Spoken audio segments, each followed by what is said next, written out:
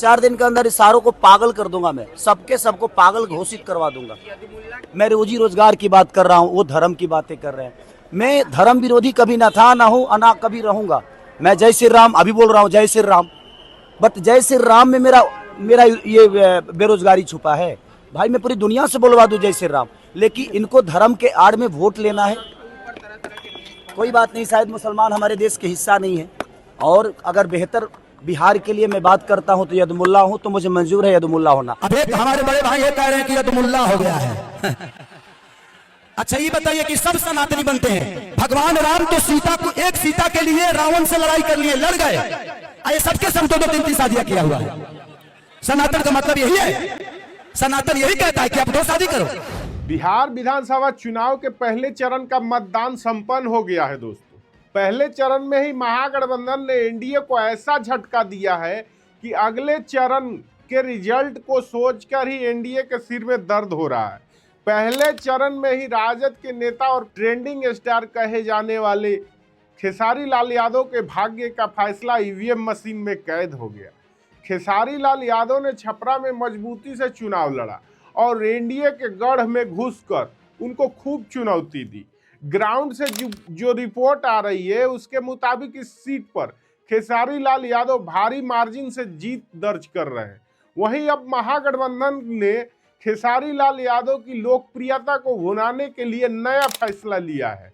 दरअसल अंतिम चरण का चुनाव प्रचार अब चरम पर है और ऐसे में खेसारी लाल यादव को महागठबंधन की ओर से अलग अलग विधानसभा क्षेत्र में प्रचार करने के लिए भेजा जा रहा है। छपरा के बाद जैसे ही खेसारी लाल यादव चुनाव प्रचार को निकले, उनका पूरा स्टाइल ही बदल गया। जहां पहले वो अपने प्रतिद्वंदियों को मान सम्मान के साथ जवाब देते थे और भोजपुरी के अपने सह कलाकारों की इज्जत करते थे, वहीं अब खेसारी लाल यादव चुन चुन कर अपने ऊपर किए हुए सभी वारों का पलटवार कर रहे हैं। नमस्कार, मैं हूं रवि रोनू, आप देख रहे हैं न्यूज सर्कल। जैसे ही चुनाव प्रचार के लिए खेसारी लाल यादव छपरा से बाहर निकले, अपने ही संबोधन में उन्होंने भोजपुरी के उन तमाम स्टार और भारतीय जनता पार्टी के सांसदों पर करारा हमला बोल दिया। बीजेपी की तरफ से दिनेश लाल यादव निरहुआ ने खेसारी लाल यादव को यदमुल्ला कह दिया था। इस एक शब्द पर खूब बवाल मचा था।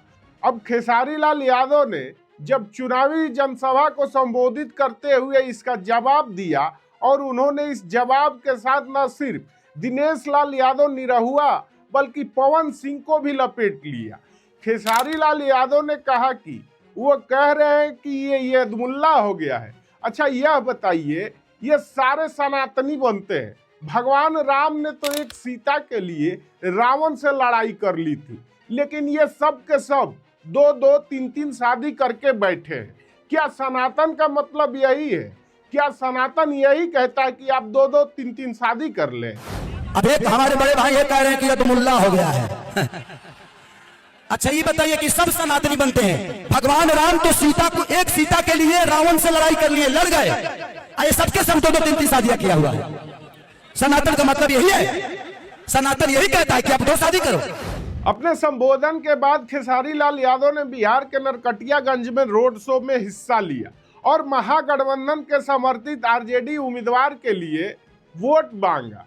यहां पर खेसारी लाल यादव के समर्थन में लाखों की संख्या में लोगों का जन सैलाब उमड़ा। यहां खेसारी लाल यादव ने हाथ जोड़कर सबका अभिवादन किया। खेसारी का ये रोड शो 1 किलोमीटर लंबा था। बीते दिनों खबर आई कि महाराष्ट्र की भाजपा सरकार खेसारी लाल यादव के आशियाने पर बुलडोजर चलाने जा रही है। खेसारी लाल यादव ने जनसभा के दौरान पत्रकारों से बात की और बुलडोजर वाली धमकी पर भी अपनी चुप्पी तोड़ी। खेसारी लाल यादव ने कहा कि इस मुद्दे पर बात करना इसलिए भी जरूरी है क्योंकि मैंने अपने खून पसीने से उस घर को बनाया है। अब भगवान मेरे साथ क्या करना चाहते हैं यह नहीं पता, लेकिन मेरे साथ हर चीज गलत हो रहा है।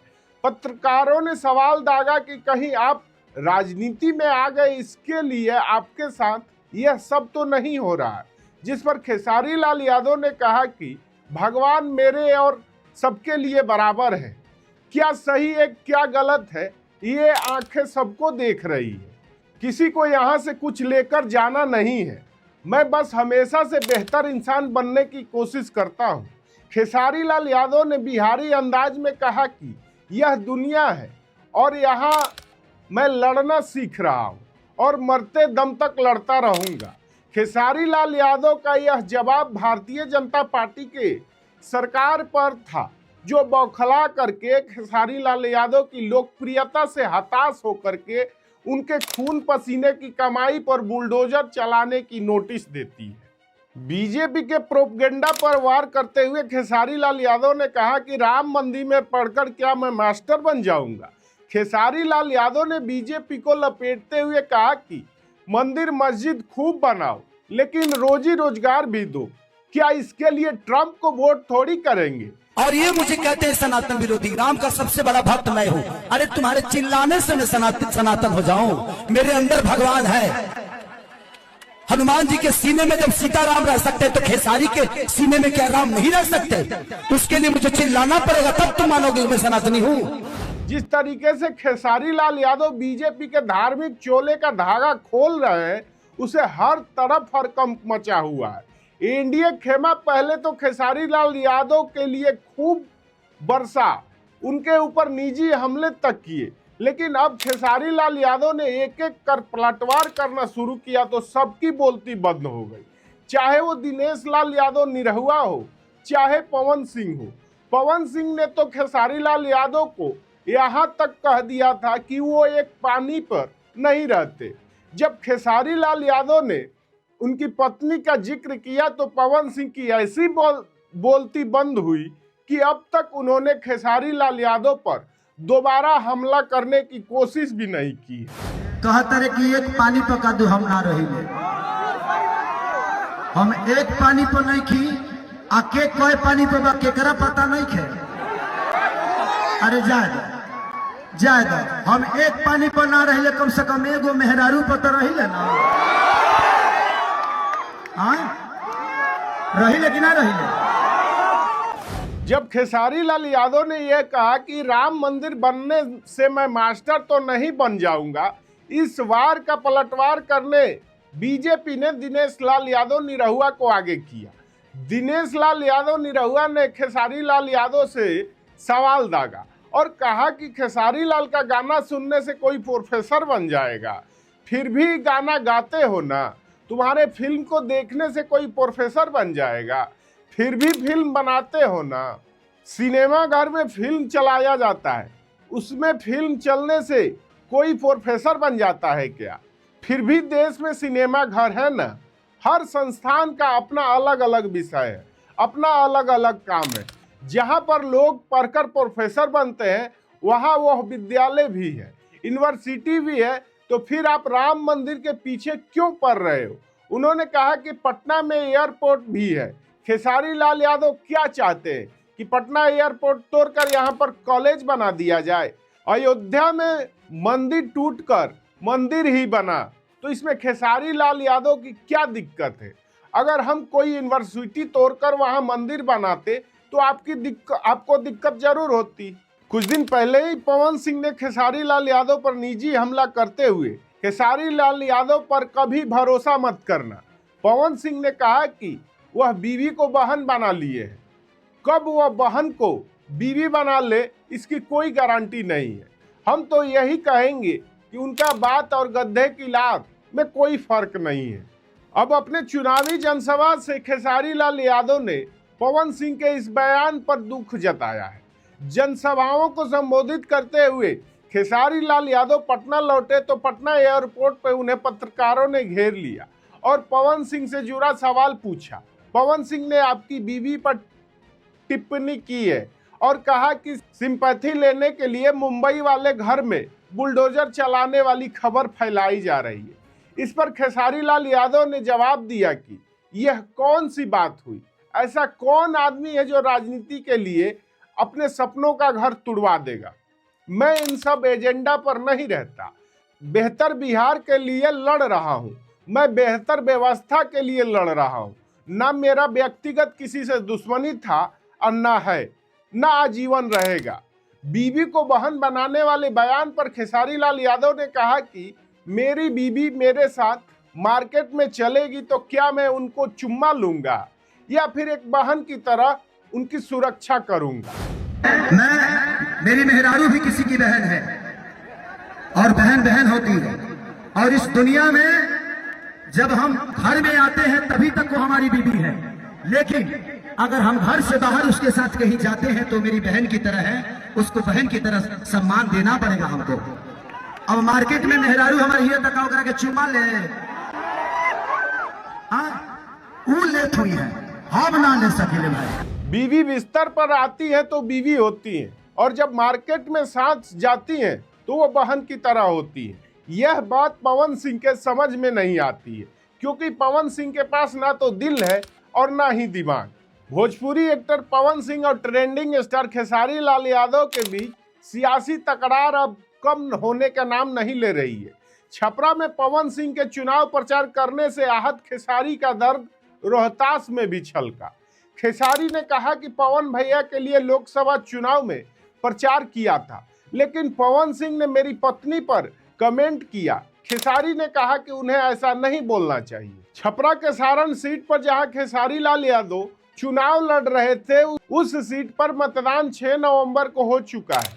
बीजेपी की तरफ से जहां भोजपुरी स्टार मनोज तिवारी, दिनेश लाल यादव निरहुआ, रवि किशन और पवन सिंह वहां पर बैटिंग कर रहे थे, तो खेसारी लाल यादव ने अकेले ही सबको धूल चटा दिया। पिछले दिनों पवन सिंह उनकी सीट पर एनडीए के लिए प्रचार करते नजर आए। इस पर चुनावी रैली में खेसारी लाल यादव ने अब आपत्ति जताई है। एक चुनावी रैली को संबोधित करते हुए खेसारी लाल यादव ने पवन सिंह पर हमला बोला। उन्होंने कहा कि पवन भैया ने मेरे बीवी को लेकर मीडिया में जो कहा है वह सबको पता है।